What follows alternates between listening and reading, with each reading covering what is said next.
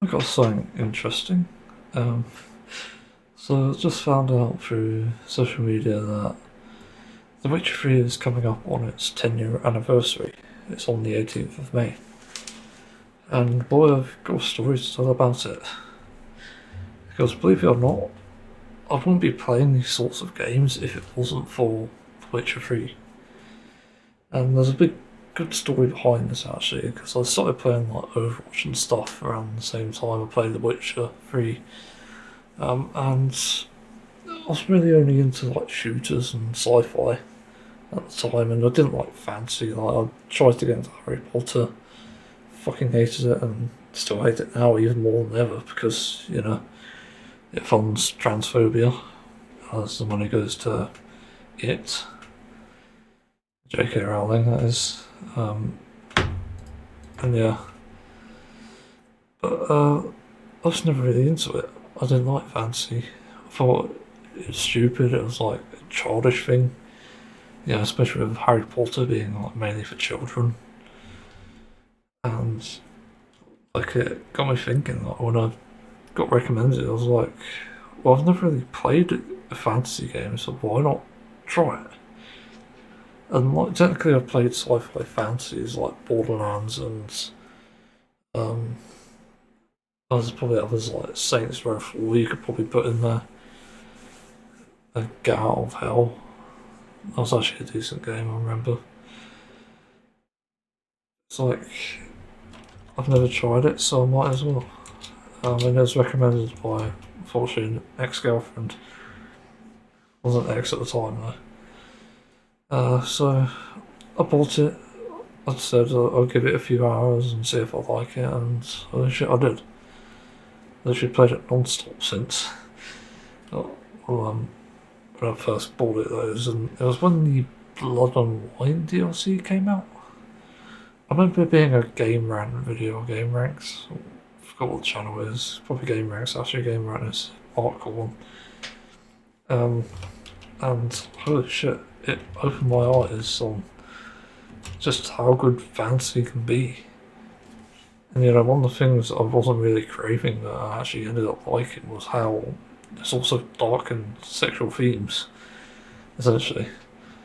Even though the sexual stuff wasn't that sexual. What's my desk keep doing? I don't know. I was gonna fix it at the moment. Basically, all these like additional things I wouldn't have known about until I played this game ended up making it so much better, so much more enjoyable, in fact. And it surprised me.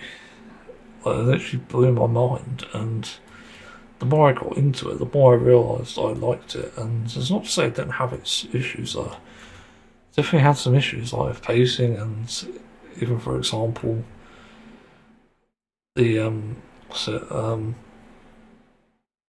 the way the ending's handled, like the how you get the ending. It turns out you need to do it far earlier into the game, which sucks.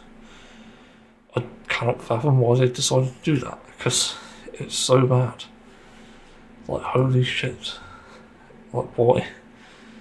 I don't know if they fixed it in Enhanced Edition, which came later. I did try it for a bit, but I got bored because I'd already played it like 2 times, 3 times actually, all the way through, 100%, and doing a different ending and choices each time.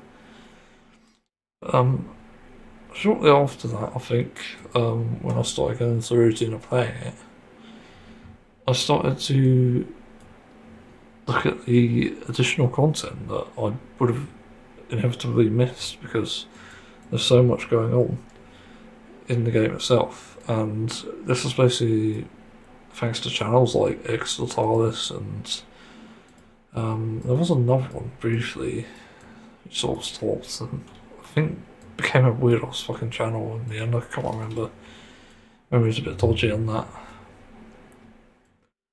Um, yeah, I watch these channels basically highlighting all these little details, and also I fucking love the Blood and Wine DLC and also the story for Hearts of Stone. Is that the one? I forgot. It's something Stone. Definitely Heart of Stone, I know that. I swear it's like Stone of Heart or something, I don't know. But yeah, like, I really got into it, and started loving fantasy because of it. It's just blown my mind. Like, holy crap. And I didn't expect it to have much of an impact outside of just enjoying the game for what it is. Like, even the combat was decent, it wasn't too hard, but it also wasn't very well fleshed out in a sense. You know, it's pretty obvious when you go for another playthrough and you try to pick up something else, but you can't because it sucks. Like, try Alchemist, it doesn't work. And yeah, that annoys me still.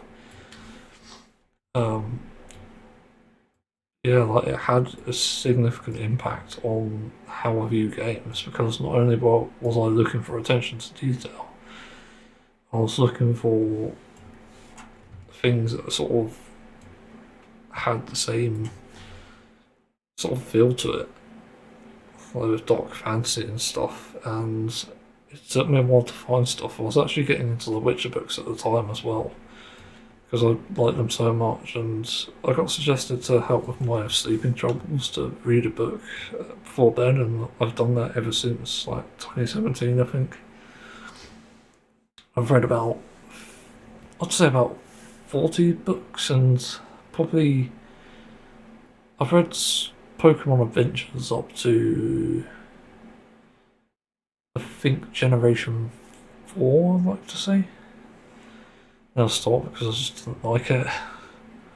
Well, that was weird, that Pokemon Adventures, and there's also a Witcher comic and Overwatch comic, I think, as well. There's like different things, but I was getting into a lot of fantasy books too, like Raven's Shadow, which apparently turned out bad. There's apparently a new one out for that, and I tried to get into Discworld, and I'm still reading through it, but I have trouble concentrating on it because there seems to be a lot of word salad going on there. There is one that I tried and gave up, basically called His Materials, I think it was, Her Materials. It's a really fucking long book, it's like 800 pages or something. It's massive. I used it as a bed leg because it fucking sucks.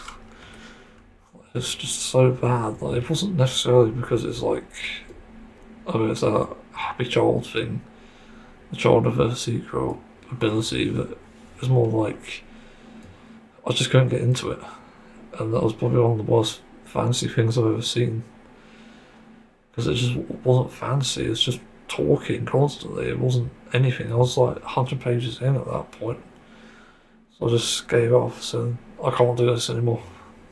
So yeah. Then I read the World of Warcraft books when I got into World of Warcraft. That was a few years ago, quite a few. Probably it was when BFA first came out, and I think I was like a patch later. And I played that for over 2,000 hours and got into that. And I played Heroes of the Storm as well.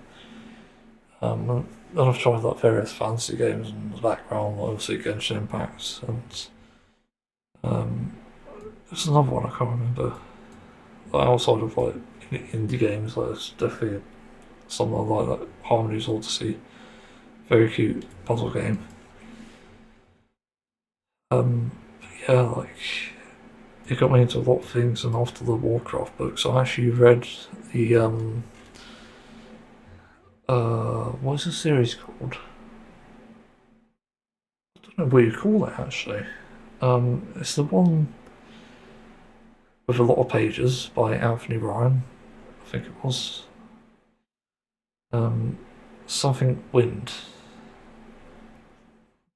Seeker of the Wind. I don't know. It's that series. It had some interesting characters. Some that really stuck out to me, and it had an interesting ending. It's like the one with the innkeeper. That was it. That's the way to describe it. Innkeeper and the guy who's sort of living with him. He wants to. Actually, I probably must just spoiled that. I won't say anymore. But yeah, it like got me into a lot of fantasy, and this is sort of where I am now. And I'm playing Final Fantasy 14 now, and I've already played Final Fantasy 15 a few years ago. I plan on playing more Final Fantasy just to see. I'm not 100% sure if I'll enjoy them. I'll try like the good ones, I think. Like Final Fantasy VII remakes. Because apparently people rate them quite highly. I'll try some others as well, besides that.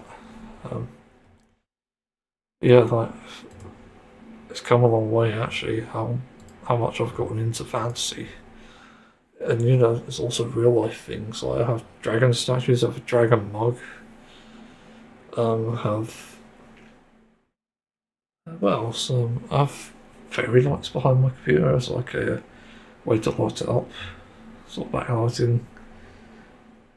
Um, Trying to think what else. I don't think there's anything else actually. I don't think I've got any shots. No. But yeah, like it has literally shaped my sort of like what the things that I like. You know, if you can watch TV shows, I've got to mention that. The Witcher series wasn't great. The Netflix one, the old one was actually odd. I remember brief bits of that, but yeah. Um, Trying to think, there's definitely been fantasy shows. I'm watching One Piece at the moment, which is fucking amazing, and I'll probably do a review on that. Um, Watching.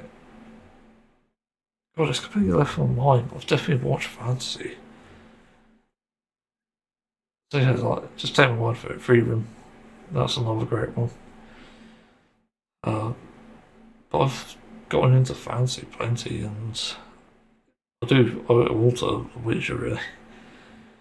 Yeah, it's crazy to think that had I not played that game, then I would not have gotten into fantasy and even played games like this. Or even gotten into series like this either. It's just fucking crazy. And fantasy is a good escape anyway. That's one of the things that I noticed with it, unlike sci-fi, where there's this reliance on technology and stuff, which can be good and can be bad. So I like how Final Fantasy 14 does it, whereas like you've got the basis of pure fantasy and then you've got sci-fi on the side. That's how you should do it. Not how like, for example, Invincible does it, or um, trying to think of another sci-fi fantasy, Star Wars, for example. Yeah, Star Wars is sort of 50-50 on that, but even then, I just felt when something's more fantasy, it feels more sort of mythical and things can happen that wouldn't usually happen in sci-fi.